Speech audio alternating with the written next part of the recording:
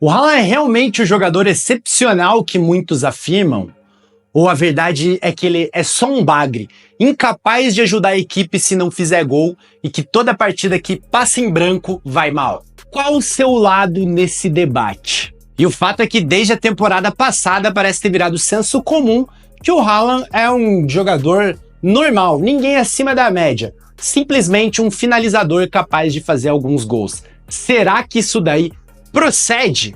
É isso que a gente vai tentar descobrir nesse vídeo. Então já fica por aí pra gente descobrir se o Haaland é tudo isso mesmo ou se ninguém respeitar ele tá certo. Bom, o estilo de jogo do Manchester City acaba contribuindo nessa discussão aí, porque o City é um time que passa muito tempo com a bola, trabalhando ela pelo meio, pelas pontas, até com os zagueiros, seus volantes, mas o Haaland não participa desse jogo. Geralmente ele tá lá na área, segurando os zagueiros, esperando a bola chegar para que ele consiga concluir. Então a percepção que fica é que realmente ele não participa muito da partida. Houve jogos em que ele tocou na bola apenas 6 vezes. Isso é muito pouco para um jogador, mesmo para um centroavante. Mas será que ele é tão ruim assim? Vamos olhar a história dele desde o começo. O Haaland surgiu no futebol profissional muito cedo. Aos 16 anos, ele já jogava pelo Bryne.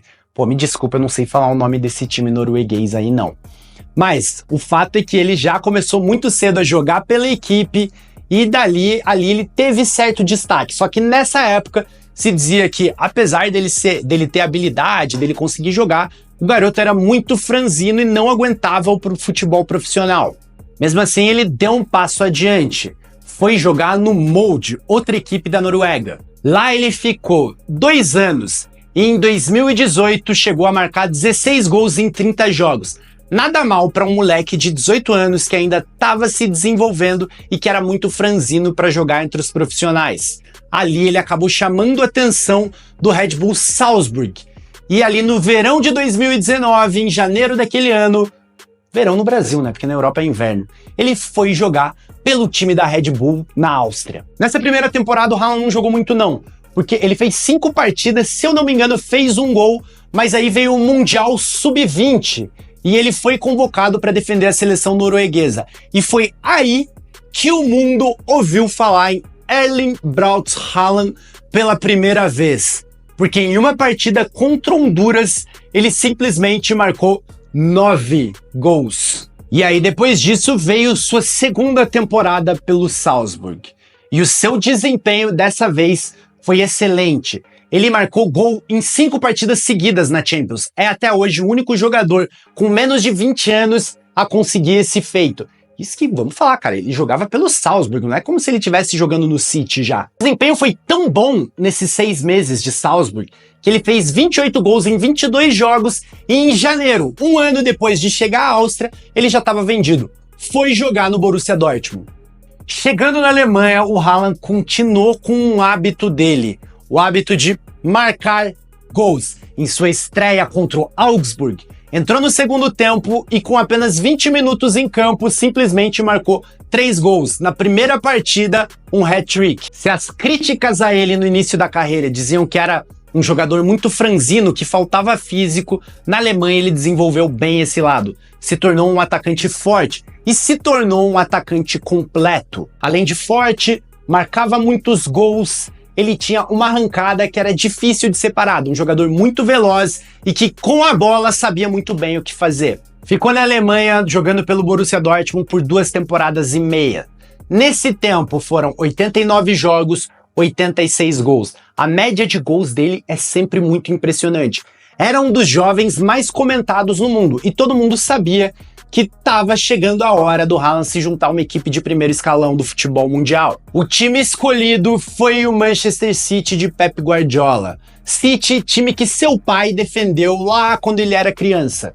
A chegada ao City foi espetacular. Apesar das críticas por um gol perdido na estreia durante a Community Shield, ele já chegou na Premier League quebrando recordes.